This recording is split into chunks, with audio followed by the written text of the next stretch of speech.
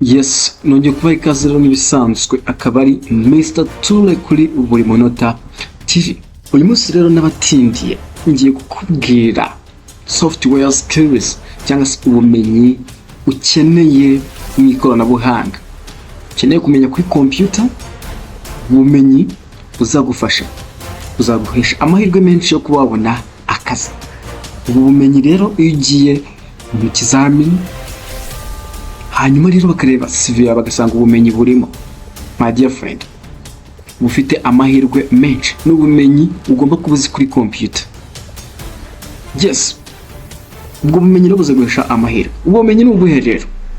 Ni ibihe by'ingenzi ugomba kubuzi kuri computer niba ushaka rwose kuzagira amahirwe menshi y'akazi. My friend, niba ari ubwa mbere ugeze kuri channel, kora subscribe. Iyi channel ni channel izajya igufasha mu bijyanye n'iterambere ryawe. Tuzaduhuza imbaraga tuganire ku bijyanye n'akazi. Ibintu by'ubushomeri tumaze kubirambirwa, nta byo kuba mu bushomeri. Oya, haguruka ukore, haguruka uhige. Yes, rero njye kubwira ubwo bumenyi butatu. Ikintu cya mbere ni iki ukwiye kuba uzi muri mudasobwa kugira ngo uzabe ufite amahirwe menshi yo kuba wabona akazi. My dear friend, nujya mu kazi cyangwa bikunda bazakenera umuntu ufite ubumenyi bwo gukoresha computer, by'umwihariko akabazi Microsoft Word. Microsoft Word rero ni software nziza cyane ukeneye kwiga, ukeneye kwihuguramo. Icyo twanabikemuye nanga tugiye no kujya tuyigisha na za Excel tuzigishe, byose tugiye kujya tunabyigisha hano kuko hano turashaka ko career yawe izamuka. Yes, rero hano so gutayipinga gusa bakubwira, ahubwo gutegura document, gutegura inyandiko. Ubitegura gute? Kubikora kinyamwuga. Kwiga gukora amataburo, ama reference. Ibyo byose tuzabireba. Rero ubumenyi bukeneye Microsoft Word yagurisha amahirwe menshi cyane. Ni gute bakora CV muri Microsoft Word, bandika ibaruwa muri Microsoft Word. Rero bwose n'ubumenyi ukeneye. Ibi rero bizagufasha cyane. Ubundi bumenyi rero bwa kabiri ni ubuhe, my dear friend? Ubumenyi bwa kabiri ukeneye kumenya muri computer buzaguhesha amahirwe menshi. Amahirwe menshi ko wabona akazi. Muri CV yawe nibabonamo ko ufite ubumenyi ku bijyanye na Excel, gukoresha Excel, Microsoft Excel. My dear friend, aho ngaho ufite amahirwe menshi cyane yo kuba wabona akazi. Excel. Muri Excel rero nicyo ugomba kumenyamo. Ugomba kumenya ibijyana n'amaformule, ibijyana na data cleaning, ibijyana na sorting, filtering. Ibi byose ugomba kubimenya. Amatablo, amacharts, ibi byose ugomba kubimenya, my dear friend. Nabyo tugiye kujya tubitangira hano. Wowe ukora subscribe gusa. Kubera iki Excel ari ingenzi? Excel ikunze gukoreshwa cyane mu bijyanye no kwanaliza amakuru.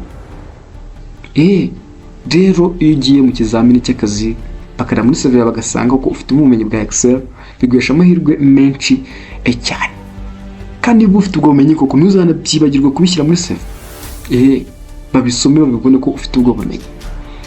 Excel yifashishwa muri business, ibijyanye n'ama calculation byose bibera muri Excel.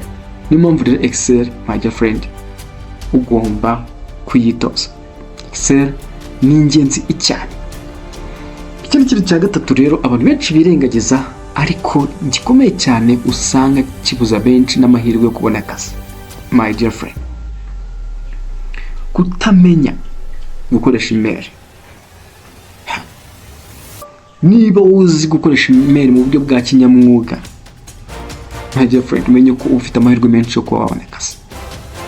Iyo ugiye muri gukoresha CV yawe ugasanga no muri CV wanze gushyiramo aya makuru ko uzi gukoresha email and digital communication, bijyanye n'itumanaho ryo muri andasi, ugasanga hano ubishyizemo, uri kwibuza amahirwe.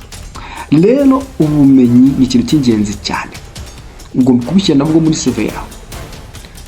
Ubumenyi ni ubumenyi bwiza cyane kuko by'umwihariko abaguha akazi bazakenera itumanaho, bazakenera kwandikira abakiriya, bazakenera kugirana imikoranire n'abandi. Ubwo rero ibi byose binyura kuri email. Ugomba kuba uzi gukoresha email mu buryo bwa kinyamwuga. Ugera muri comment uvuga uti wazatubwiye kuri email nayo cyangwa se ukayitwikishaho. Nahibigishaho rwose kandi ukabimenya gukoresha email kinyamwuga. Email irakomeye cyane. Iyo uzi gukoresha email neza cyane ugasha amahirwe menshi. Rero abantu benshi babura akazi bitewe kasanga agiye mu kazi rumwe ngo yandikire email wenda company runaka, kasanga uburyo yohereje email ni ibintu bidasobanutse.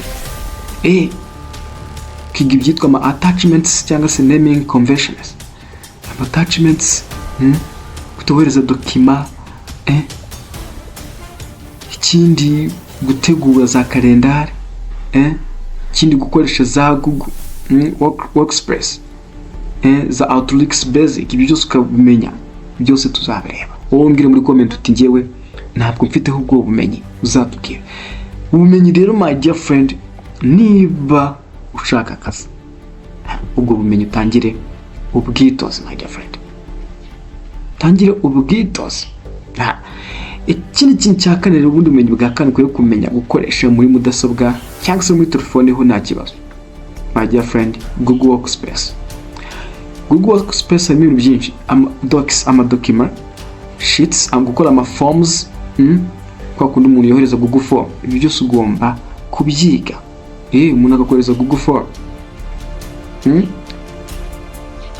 Ibi rero ugomba kubyiga. Google Workspace ugende utangire uyitoze. Niba ubishyize muri CV yawe uzi gukoresha Google Workspace biguha amahirwe menshi cyane. Ikindi kintu ni ikihe my dear friend ukwiye kuba uzi gukoresha muri mudasobwa? PowerPoint. PowerPoint muri mudasobwa ugomba kuba uzi kuyikoresha. Nayo wowe uvuga muri comment gusa uti niki tuzakiga. Ngiye nzatangira tutorials, nzatangira amasomo rwose utangiye tuyiga. PowerPoint rero ni ingenzi cyane. PowerPoint ni software muri ikoreshwa muri mudasobwa yifashishwa mu bijyanye no gupresenta ibintu, by'umwihariko handi bakunze ku projector. Niba ari amakuru ugiye gusobanurira abayobozi bawe cyangwa se abo uyobora, bizasaba yuko projector utangira ubereke uko ibintu bikorwa, uko byakozwe, uko bijyanye no kwanaliza amakuru, bijyanye no gutegura amakuru kugira abantu barusheho kuyumva neza. Rero ibi bintu ukwiye kuba wabyiga my friend. PowerPoint ni ingenzi cyane. Ubundi bumenyi rero ukwiye kumenya gukoresha muri computer ni ubuhere my dear friend. Ugomba kuba ufite ubumenyi bw'ibanze, ntabwo ari bwose pe uvuge ngo nguzi byose kuri yo. No, koresha graphic design. Graphic design ugomba kuba ufite ubumenyi by'umwihariko ku bijyanye na Photoshop ndetse na Canva. Ndazi ko uri umuyobozi utazi gutegura mugira agafuraya gatumira abantu runaka. Ibyo byose rero ugomba kubyiga. Ndazi ko utazi gukora raporo.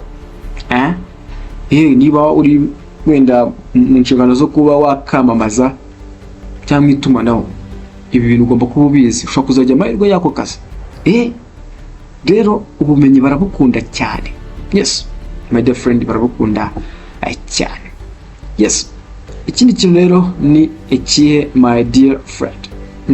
Ubundi bumenyi ukwiye kuba witoza AI, artificial intelligence. Ubwenge bukorana ugomba gutangira kubwiga uburyo bukorwamo, bukoreshwa. Kuko AI ni iri kugenda ikora ibintu ihindura society. Uburyo business zikorwamo, uburyo imikorere y'imishinga runaka ikora, ibintu byose bifashisha AI. Biragenda irushaho gufata umwanya. Rero ugomba kwitoza gukoresha AI no muri survey bakaba batigenze gukoresha AI. Yifashishwa mu bijyanye no gutegura amakuru, mu bijyanye no mbese ibintu byinshi mu kwanaliza amakuru. My dear friend, ugomba gutangira kwitoza gukoresha AI. Yes, AI rero ni ikintu cy'ingenzi cyane. Tangira wige ni gute bakoresha AI. Yes my friend, ubumenyi rero n'ubwitoza bizagufasha cyane, bizaguhesha amahirwe menshi yo kuba wabona akazi.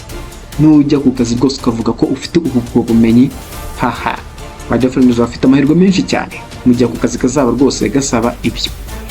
Ndabakunda cyane rero, mugire ibihe byiza. Niba ugambye ukize kuri iyi channel uri gukora subscribe, biraba ari inkunga yawe ikomeye. Hasta la vista.